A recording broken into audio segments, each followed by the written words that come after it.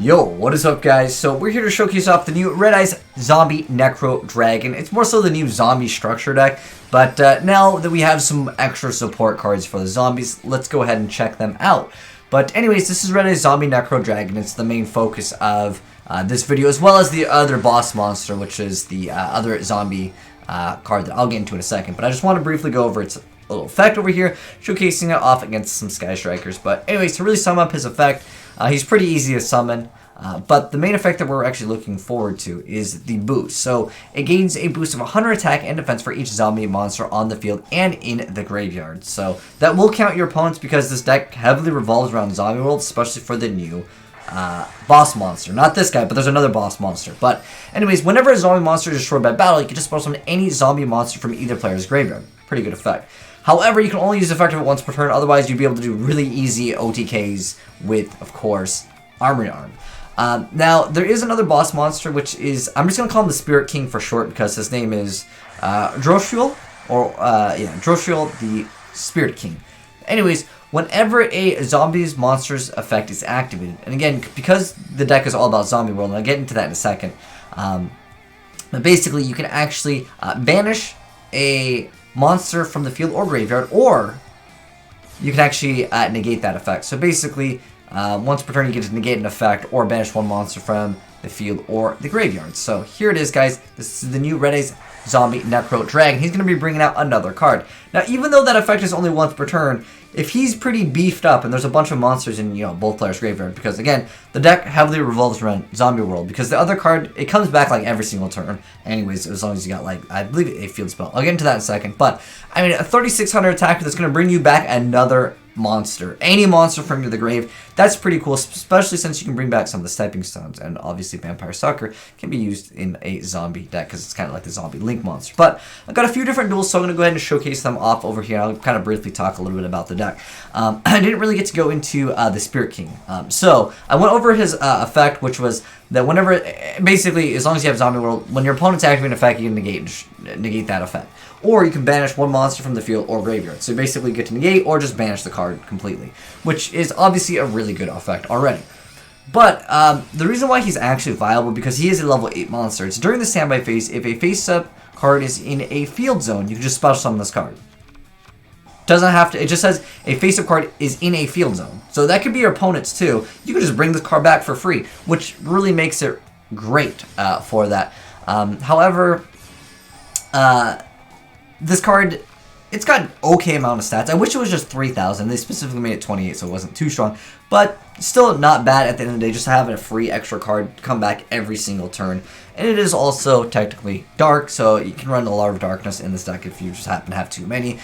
Because you can only, it says you can only use this effect event once per turn. I'm just bringing it back. And I don't believe it says you can only control one of them.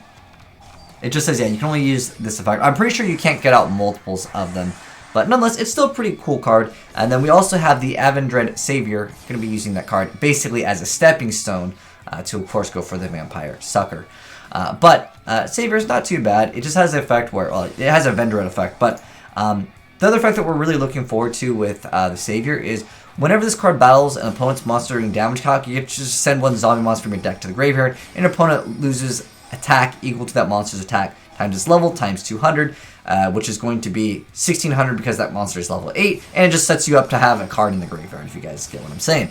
But anyways, yeah, we got the card over here in defense mode. It's going to go ahead and attack, bore load, attacking over. And then we also have, oh shoot, this was too fast, Return of the Zombie. So this card lets you banish a zombie monster on the field, then special summon a zombie monster from the controller's graveyard to the owner's field in the defense position.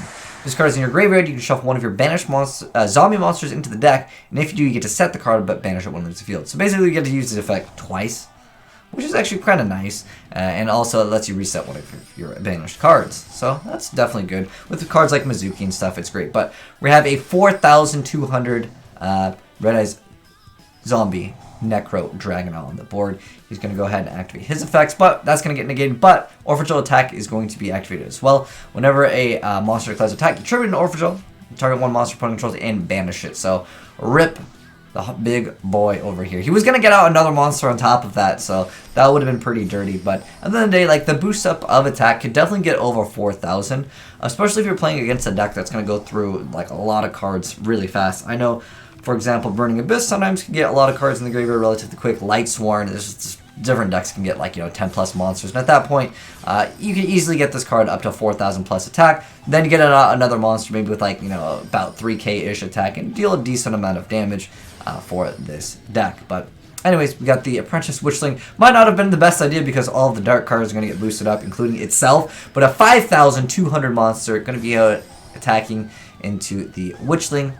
He's going to go ahead and start activating the Orphan effects because he has, of course, the Baffle, which lets you activate their effects during either player's turn. But he's going to be able to bring back another monster, and he's going to go ahead and take that SLAYDRA attack over his opponent over here. Savior's going to go ahead and reduce the stats, but he's going to go ahead and activate one of his cards, and he's just going to take too much damage over there. Because remember, this card is going to be getting boosted.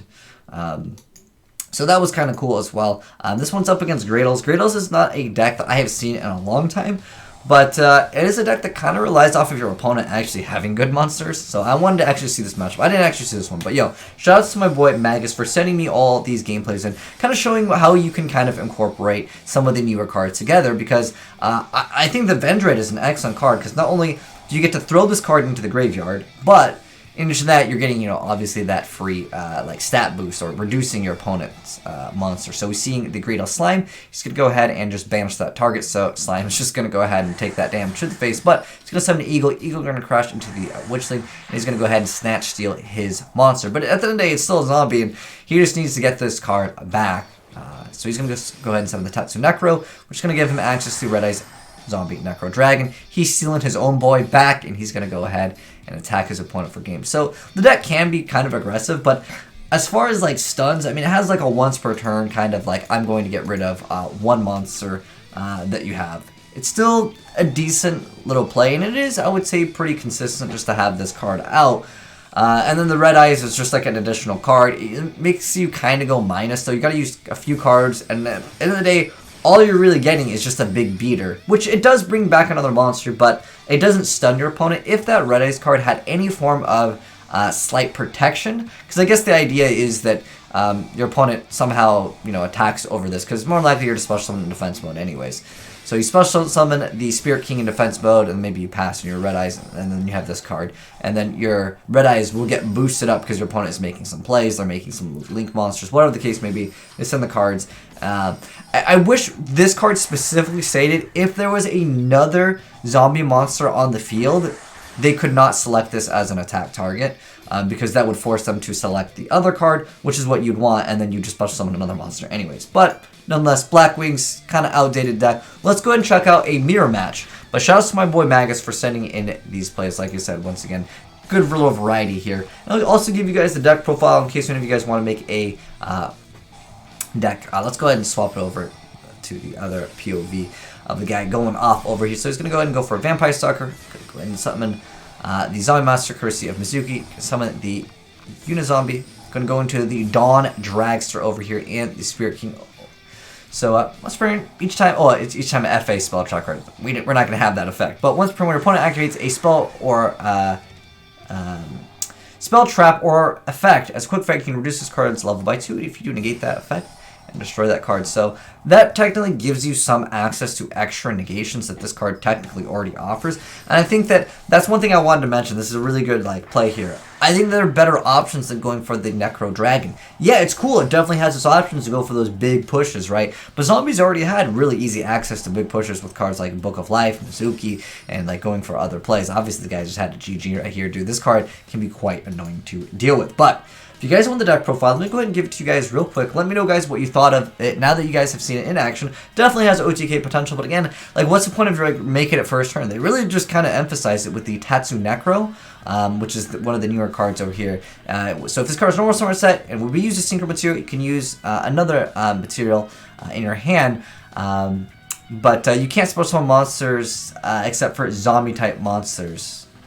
So kind of limiting your options here. Again, the Dragster just might be a better option because, again, with the combination of the Spirit King, you got extra negations. But let's get on with the deck profile. Let me know, guys, what you think of it. If you make any changes, let me know. But anyways, onwards with the deck profile. So we got 2 copies of the Spirit King, 2 copies of the Vampire Fraulein. We got 2 copies of Otherworld Banshee. This is another one of the newer cards, so neither player can target Zombie World in a field zone with effects. Also cannot be destroyed by card effects. But as a quick effect, you can banish this card from your graveyard or field and activate 1 Zombie World from your hand or deck. Really good stuff. Again, that's kind of what the whole new zombie structure deck is all about. Then we got 3 Zombie Master, 1 copy of Gozuki, 3 Mizuki, 2 copies of the Shurnai Spirit Master, 3 copies of Solitaire, 3 copies of Unizombie, 1 Tatsu Necro, 2 copies of Book of Life, 1 Raigeki, 2 copies of Pot of Desires, 3 Terraforming, 1 Foolish, 1 Monster Reborn, 1 copy of Zombie Necronize, which is the this is the Snatch Steal one, right? So if you have a level 5 or higher zombie monster, target 1 monster opponent controls and take control of it until the end phase. If this card is in your graveyard, get to shuffle 1 of your banished zombie monsters back in the deck and then set this card. So you basically can kind of use the card twice, but I feel like the deck can definitely OTK already, which is pretty interesting that they'd give it like more OTK potential. But again, I think it needs a little bit more stun or other things. We got 3 copies of Hand Destruction. I feel a little bit iffy with this card. However, there are a lot of synergies with zombies just with Hand Destruction anyways because it's free fodder. But you are letting your opponent cycle through cards, which is not necessarily always a good thing. Next up, we have 3 copies of Zombie World, 3 copies of the Swallow Slash, and then 1 copy of Return of the Zombies, one of those newer cards. For the next track, we got Beals, we got Crystal Wing, we got 2 copies of Mega, 2 copies of Red Eyes Zombie Necro Dragon, 1 copy of Dawn Dragster, 1 Borreload, 1 Boral Sword. We got Unicorn, Phoenix, 2 copies of Vampire Sucker, 1 of the new card Advent Savior, which I liked that you used this card in here, and then we got Apprentice Witchling. I guess that he was just trying out multiple copies of perhaps some other cards. But like I said, as far as my suggestions, I personally really like Allure of Darkness in zombies, especially if you're playing like multiple copies of Zombie Master. Sometimes you just don't need some of these cards. You could consider that maybe instead of Hand Destruction. That would be my suggestion, because I don't like letting my opponent cycle through cards. But I mean, since it's so easy to get out the Spirit King, maybe if you would like to try out a build where you just snatch steal monsters and you leave your opponent with maybe like a monster they left in defense mode, you destroy it, therefore you can just special summon another zombie monster from the deck. But I feel like, you know, the deck can definitely OTK, as you guys saw. It's okay. It's not a bad deck, though, at the end of the day. Kind of something a little bit different, but overall, I don't see it really being competitive. But let me know, guys, how you feel about the new Red Eyes Zombie Necro Dragon, because they really hyped this up. They made 2 different announcements in jumps. Like, one was like they're announcing the card, and then the other one they showed the artwork. But I feel like it's a little bit meh, but it's still cool, though. It's cool, but it's not, like, game-breaking by any means. But anyways, thanks for watching, guys, and shout out to Magus once again for the plays. If you guys got any cool plays of new decks in action, always feel free to send them in to AzneyesReplays@gmail.com, and you'll get a shout out from me, just like Magus did over here. But anyways, thanks for watching, guys. Hopefully you enjoyed the video. If you did, drop a like on it, and if you're new to the channel, hit the subscribe button to see more new Yu-Gi-Oh decks in action as soon as they come out on YGOPRO, just like the Red Eyes Zombie Necro Dragon. But thanks for watching, guys, and I am signing out.